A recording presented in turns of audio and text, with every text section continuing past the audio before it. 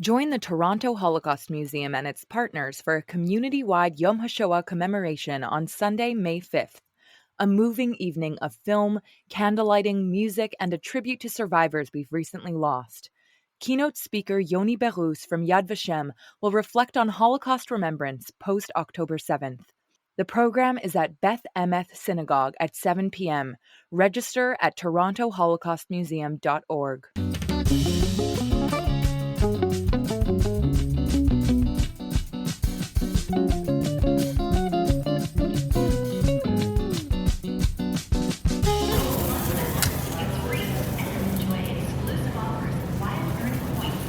It was busy at the kosher meat section this weekend at a Toronto supermarket as shoppers loaded up their grocery carts ahead of next week's Passover seder meals. But some shoppers certainly were doing a double take at the price of some of the beef this year. Single cut briskets, $51 a kilo. London broil, $65 a kilo. Pickled brisket was actually on sale at only $28 and change, but normally it goes for $67.25 a kilo. One Toronto rabbi told me he was experiencing sticker shock at the prices for Passover food this year. And all this as Canada's kosher meat industry is embroiled in a very public legal fight right now with the federal government, accusing Ottawa of violating their Charter of Rights to Religious Freedom by changing the regulations governing animals destined for slaughter. Last summer, inspectors started enforcing these new rules that are aimed at improving animal welfare. But Canada's two kosher agencies say it'll put the domestic kosher meat producers out of business. But who's right? How painless is Jewish ritual slaughter of beef anyway? And is the dispute purely about freedom of religion, or is it also about money and preserving the kosher slaughter industry's jobs? I can't imagine that there is anybody in this world that is stupid enough to use CFAA's current standard. I mean, it appears to be a way of saying we're not anti-Semitic, but we'll just regulate you to the point where you can't do it. I'm Ellen Besner, and this is what Jewish Canada sounds like for Monday, April the 15th, 2024. Welcome to the CJN Daily, a podcast of the Canadian Jewish News, sponsored by Metropia.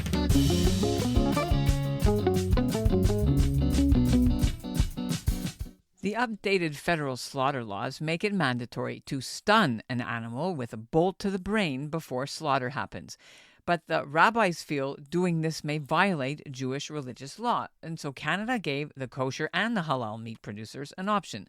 They could either do the stunning after, or they can wait and watch for 3 neurological signs that the animal is fully unconscious before it's moved off for butchering. The kosher industry says by slowing down the time an animal takes to go through the slaughter line, it cuts the company's daily output a lot and makes the kosher business venture downright cost prohibitive. So the rabbis have done a workaround in the meantime to keep things running quicker for adult beef. Since last year, they've permitted the animals to be bolt stunned after ritual slaughter. But they don't want to keep this up permanently, because some kosher customers don't accept this meat. Should Canada's kosher beef industry survive? And what's at stake? We have 2 interviews. First, Rabbi Allan Nadler, an Orthodox commentator in Montreal, says that's inappropriate to use the anti-Semitism card when, in fact, Jewish law obligates the community to prioritize animal welfare, and certainly to prioritize it over the profit margins of the kosher industry.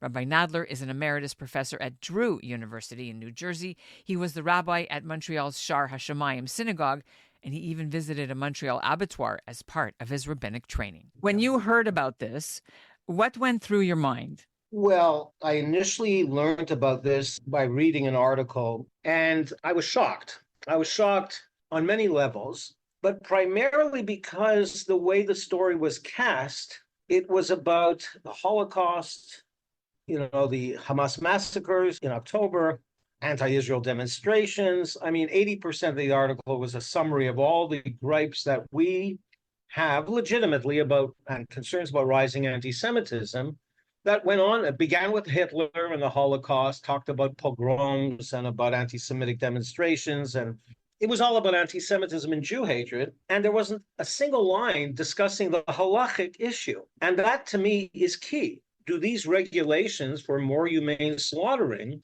violate the halacha? the two key issues. We don't live in prehistoric times or ancient temple times. We know that animals suffer physically and emotionally.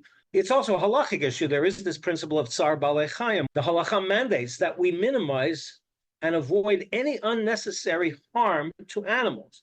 So it's not just a humanitarian question, it's a halachic question, because the halachas also mandates that we be humane and ethical and moral in our treatment of other creatures. But the key halachic question is, does this present a real problem for kashrut? As a rabbi myself, I happen to know the answer to that question. It's pretty clear. It is not a problem. Post-shchita stunning of an animal has been permitted by the two greatest halachic authorities of the 20th century, Rabbi Chaim Ozer Gruzinski, the rabbi of Vilna, and Rabbi Moshe Feinstein, the rabbi of New York City, the great decisor of Jewish law in America. In the history of the United States, he is the greatest halachic authority. And both of them were very, very clearly allowed stunning. In the case of Chaim Ozer, stunning was done in an even more brutal way. It was done with a club of some kind, or hammer of some kind. Today we have the electronic thing, which is much more subtle and exquisite, and it relieves the animal of the consciousness of dying. And because the halacha with regard to shrita technically is not, there's no problem, the animal is not a treifa or not considered ill or damaged as it may be if the stunning is done before shrita. I say maybe because I don't want to get too technical here. I know this is for a general audience, but in the rabbinic halacha, a treifa is an animal that has an internal disease to its organs, cows most often the lungs, which is why we inspect the lungs after shrita. Such an animal is simply distributed for non-kosher meat distribution. I'm sorry for going into all these technicalities. No, it's actually super helpful, but I want to go back to what you said. So you talked about Rabbi Feinstein, you talked about the other rabbi, the rabbinical assemblies. Yeah, the rabbinical assembly's ruling. Now, this is for conservative Judaism, but the rabbinical assembly, I read it, and it says post-shchita stunning is A-okay. Yep. The reason that they were worried about it was because of blood spots. In other words, if you don't let the animal bleed out, then the blood gets into their internal organs. It doesn't stay in the blood vessels. You can still kosher the meat by salting it and soaking it, and it's still okay. Yeah. But the hindquarters are not consumed by Jews. It usually gets sold to the non-Jewish meat market. And then because they pay a premium for like a roast or a hind roast, then kosher meat is cheaper. And so win-win on everyone's part. But because if you do it when the blood gets into these hindquarters, they have to sell it as hamburger, and therefore kosher meat gets more expensive. So it's an economic issue for them. It wasn't an animal suffering issue at all. And it wasn't a shechita breaking the laws of kashrut. It was an economic issue, period. And so that's why they said it's said right there. Right. It's rabbinical conservative, so the Orthodox may not accept it. But how do you see that explanation? First of all, I want to make a point, since you alluded to the fact that the Orthodox may not accept the conclusions of conservative rabbis, the rabbinical assembly, that is, there's a committee on law and standards. Let me just add, I'm an Orthodox ordained rabbi, and one does not evaluate legal decisions based on party affiliation, whether it's the Supreme Court in Canada, the United States, and who appointed them. The affiliation of a rabbi in a movement of modern Judaism, which is an artifice, there's no halachic category called conservative Orthodox reform. And so I judge every tshuva, every responsum on its inherent halachic merits. And I have to say, as an Orthodox ordained rabbi, no longer affiliated with Orthodoxy, the conservative movement's Committee on Law and Standards historically has issued hundreds of responsa that are as solid, as learned, and as well thought through as maybe not the best tshuvot of Rabbi Moshe Feinstein, but the best tshuvot of most other Orthodox rabbis. So I think you got it exactly right. The bottom line here is it's fiscal. It's a fiscal bottom line. It's not an inherently halachic problem. Blood can be removed through soaking and salting. And the issue is the price of kosher meat. So as it is now, it's pretty clear that the concern has nothing to do with the laws of kashrut, by which I mean they say now they're stunning after shrita, which means they accept that stunning after shrita does not render the meat unkosher. I mean, otherwise they wouldn't be certifying it kosher and allowing Jews to eat meat that is even safek, even questionably unkosher. So having established that stunning after shechita does not present a Jewish legal kashrut problem, now all we're talking about is money. We're just talking about the added expense to the consumer and the diminished profits of Mahadran and Continental and the retailers of the meat, right? So this is all about their bottom line. And from my perspective, I think it's abhorrent to suggest that the suffering of a living being is only worth so many dollars and cents. And that's, to put it very bluntly, that's what we're talking about. That's the way I see it. The lawsuit does say that because it's not just that, but because the abattoirs or slaughterhouses in English don't want to get penalized and tickets and fines and get shut down, which has been happening. And so they're like, okay, we're getting out of this business. Bottom line is there's no more kosher slaughter going to be done in Canada. There were 4, now there's only 2. So that's a concern to save the kosher slaughter industry in Canada. Your thoughts? Why do they have to shut down? They have to shut down because they're not sufficiently profitable to stay in business. I mean, I inherently trust science and experts, right? And I assume that the Canadian government is reliant on expert opinions about animal welfare and ethics.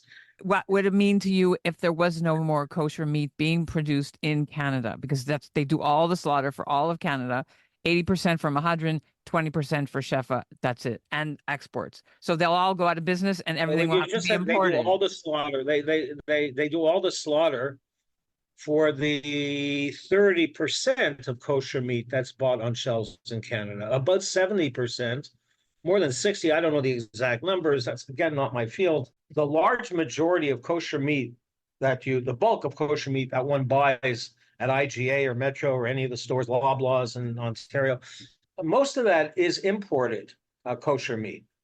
So it's simply not true to say all the meat in Canada that's coated, and that brings me, if I may segue into, without being asked, the question of how, I mean, this lawsuit with which we began, how in the world can you make a case that the civil rights of Jews are being denied by these regulations?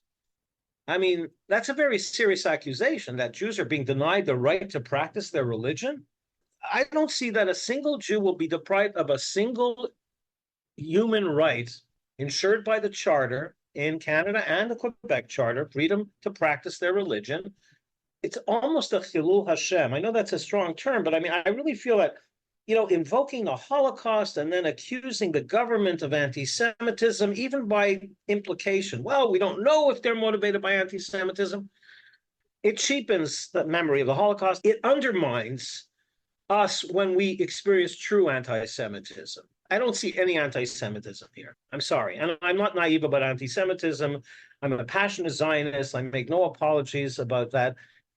To your question, even if every slaughterhouse in Canada, well, there are only 2 or 3 in Quebec, and they're all here in Quebec, even if they shut down, kosher meat will still be available. Just get another 20, 30% from Mexico, Brazil, Argentina, the South American countries where they're coming from. Europe does that. Israel does that. This is not a civil liberties matter. Wouldn't it be a shame, though, that an industry that's been in Montreal, in Quebec, it was in Ontario, it was out west as well, is going to disappear if the rabbis decide that they aren't going to comply, and we won't get Canadian kosher beef anymore. We'll have to eat American beef. That's something that, for me as a consumer, I wonder what that will mean.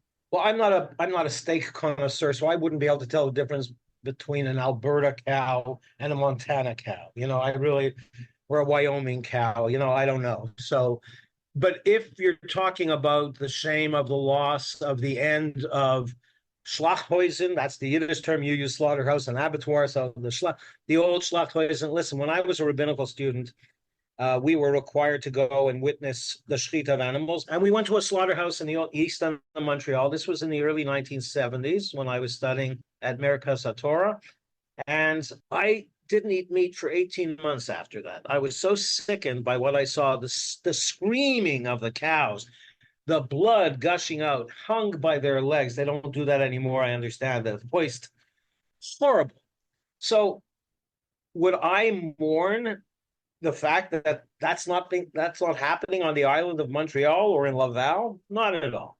I mourn the loss of Yiddish language and literature and culture and chazanut and all kinds of, but this is not exactly a cultural treasure. If the animals are being slaughtered outside of the city in which I live, I'm actually happier about it. That's just my personal sense. I don't. What's the great loss? It would be a significant drop in the use of Canadian beef industry because they do grow the cows here, and that would mean that, the farmers, it's like a whole trickle down, the cattle ranchers, then the transport people, it's a whole economic industry that will suffer. Although, to be fair, if they only do 1,000 or 1,400 cows a year now, so it's on its way out anyway. The effect of the closing of 2 small abattoirs or parts of larger abattoirs in Quebec, too, with a tiny percentage. I don't know what it's probably a fraction of 1% of the total consumption.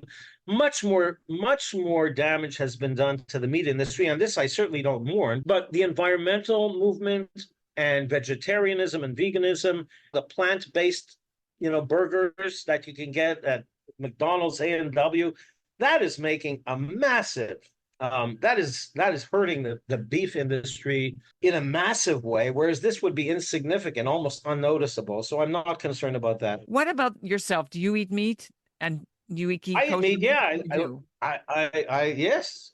I'm a carnivore. You eating as much as you used to? Yes. Yeah. On a personal level, yes. I'm a hypocrite. I eat meat. I love meat. I'm not going to stop eating it. But I should. Also, as an environmentalist, I care about the environment, and meat is cows. They're terrible for the environment. And you don't care. You don't look for Montreal versus outside. Doesn't affect when you shop or where your meat comes from. Not at all. Listen, I'm a great Montreal. I moved back from New York to Montreal as soon as I retired from my position. There's nothing I love more than a Montreal smoked meat sandwich. But I don't care where the meat comes from. I don't see any downside, seriously, except for the loss of jobs for the shoftim. But they can find jobs in Iowa. Does it not bother you that maybe they're not doing the meat the way you should think it's being done humanely in Argentina? I mean, I don't know, but Argentina, Mexico, you don't check, right? So it's not an ethical thing for you where your meat comes from. And that's a fair question, but I mean, that's a question you could ask anyone who loves animals, who eats meat. I mean, it's a problem, but it's not my responsibility to check that's the government's responsibility. I can't impact regulations, but I can support the Canadian government, and I'm frankly proud of the Canadian government that they're doing this. They're taking this seriously. I think it's the right thing to do. It's the Jewishly ethical thing to do. It's more important than any profit margin, to diminish the suffering of animals. I mean, you can't eliminate it, but you can minimize it. It'll never be humane. If you want to be truly humane, stop killing animals and become a vegetarian or a vegan. I mean, you're absolutely right. So as far as pricing, what do you notice now about the price of kosher meat, and how worried, if at all, are you that this lawsuit and the perhaps end of kosher slaughter, or they have to change the way they do it, might impact prices even more? I mean, kosher meat is more expensive than non-kosher meat, right? That's a given. So let's say it becomes 3 to 5% more expensive.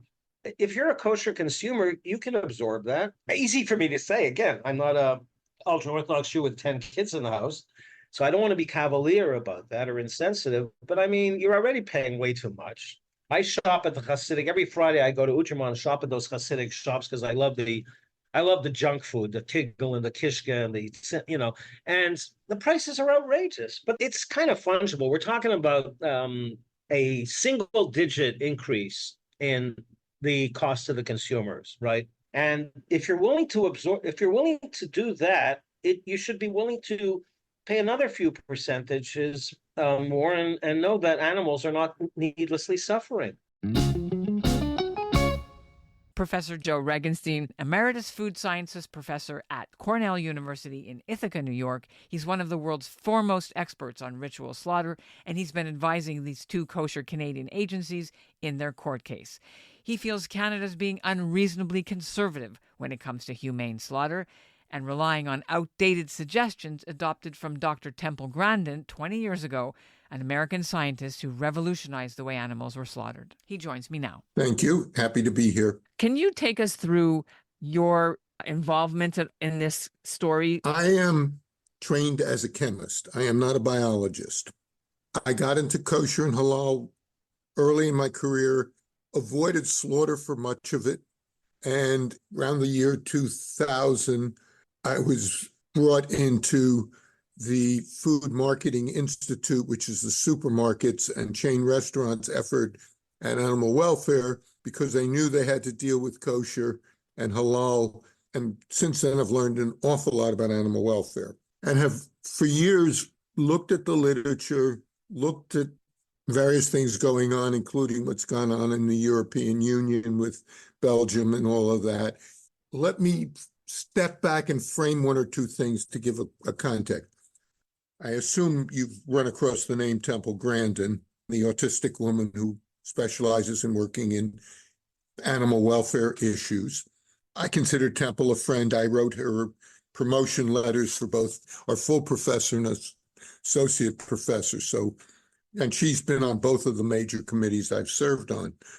They're very practical ways, as Temple is a very practical person, she's very big on if you can't measure it, you can't fix it.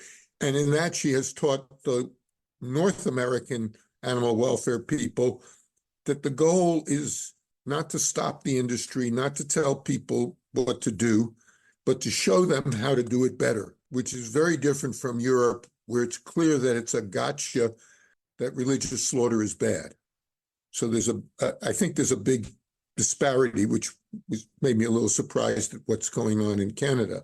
Some number of years ago, a human medical doctor in the United Kingdom, actually in London, by the name of Stuart Rosen, kind of wrote a summary very much from a Jewish Shechita perspective. He is an Orthodox Jew. He's actually a member of Shechita UK, and he's in the loop of people working on the Canadian issue. But when he wrote this paper, both Dr. Grandin, Temple Grandin, and I read the paper very carefully. And there was one sentence that neither of us could buy it. And that was that cattle, and we'll focus on cattle because they're in some ways the most difficult to slaughter. In 2 seconds, they lost consciousness. And that, to both Temple and myself at that time, appeared to be way faster than any other data suggested. When I talked to him 2 weeks ago, I apologized. He was probably right, and the rest of us are all wrong. What has happened is through the Canadian Jewish community working on this, the two VODs and the meat packers, they brought in a human neurobiologist who has been synthesizing the animal literature with the really up-to-date human brain research.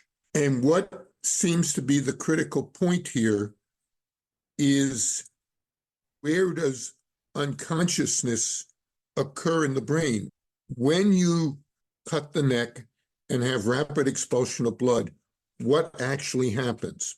And where, in relationship to issues of pain specifically, does what's happening in that sector versus what's happening in other sectors of the brain? And what is fascinating is the biological mechanisms do try to protect the brain. And the more recent research is showing that, in fact, when there is this dramatic loss of blood, the attempt to save the brain is not uniform. It goes to certain parts of the brain and lets other parts of the brain kind of go by the wayside. Most of us have always focused on the brain stem, which is responsible for many of the motions, reflexes that Temple and other scientists say we need to deal with. And in religious slaughter, an animal becomes unconscious, but doesn't become brain dead until slightly later. With many of the other techniques, the two are condensed. But the critical piece here is that pain is in the cerebral cortex, and when that acute event occurs, the cerebral cortex is not one of the parts of the brain that the body tries to save. But that part that's going down is the point that feels pain. So all of the measurements we're making are probably after unconsciousness had occurred.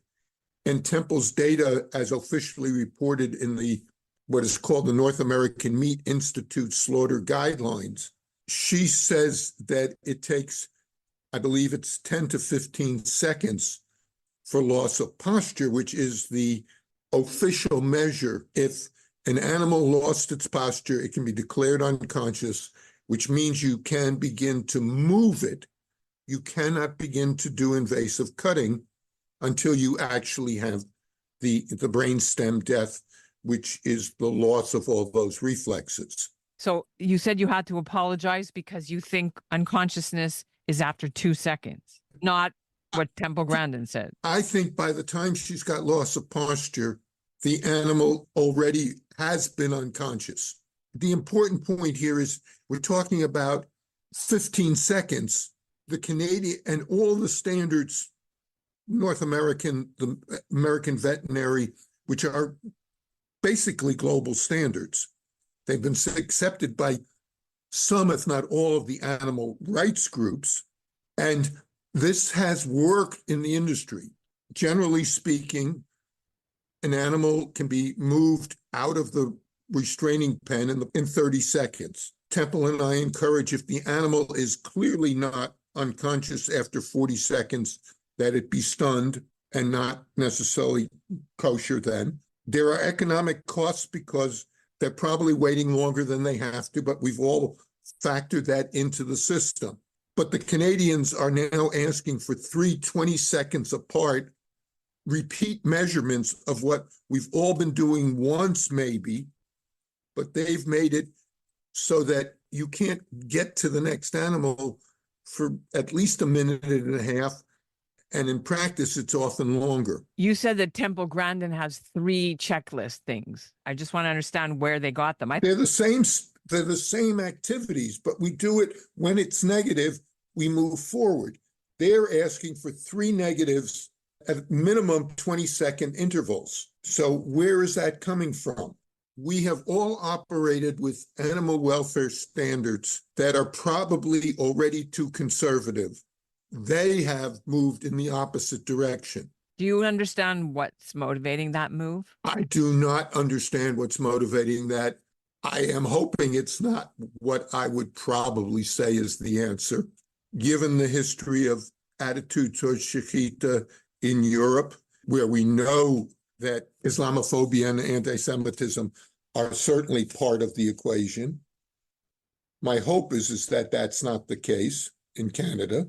But how else can you think about why are you going way overboard in making it take much, much longer to do religious slaughter? So what happens, and in Canada, they are doing post-shechita bolting now for the last year almost, since July. They said they're doing it because they have no choice, otherwise they would go out of business. That logic has also been used by Australia, where the community in Australia has accepted that, and there's precedent for the rabbis making that decision. But for example, the rabbis will not, who are doing the slaughter, will not certify the meat for export because it's being done under some kind of halakhic emergency to allow people, but it is not desirable. Both of the Gutnicks are not happy with it. They're 2 brothers, and they basically supervise most of the kosher kill. and I've spoken to both of them. They come to the States occasionally for Kosher Fest, and neither of them are happy with that situation. What about Mexico? What do they do in Mexico where we get a lot of meat imported into Canada from kosher meat? My guess is they are doing not the best on animal welfare, but they're doing traditional unstunned slaughter. Most of Latin America is unstunned slaughter. Because the rules of the CFIA say that they will not allow meat in that doesn't meet CFIA standards, but they aren't enforcing it themselves. It's up to the importing meat companies in Canada to make sure that it's done according to CFA standards. A lot of the Canadian meat is exported, for example, from Montreal to Chicago, to the kosher stores there. We've seen fresh meat with the MK logo on it just last week. Like, if the Canadian Jewish meat slaughter business is now doing post-shlita bolting, if they have to, why don't they save it for Canada? How does it even get out of Canada if you said nobody in the Americas are allowed to take this stuff? I don't understand. I think that people in America would be very upset to learn that glatt kosher meat is being sold with post-slaughter stunning.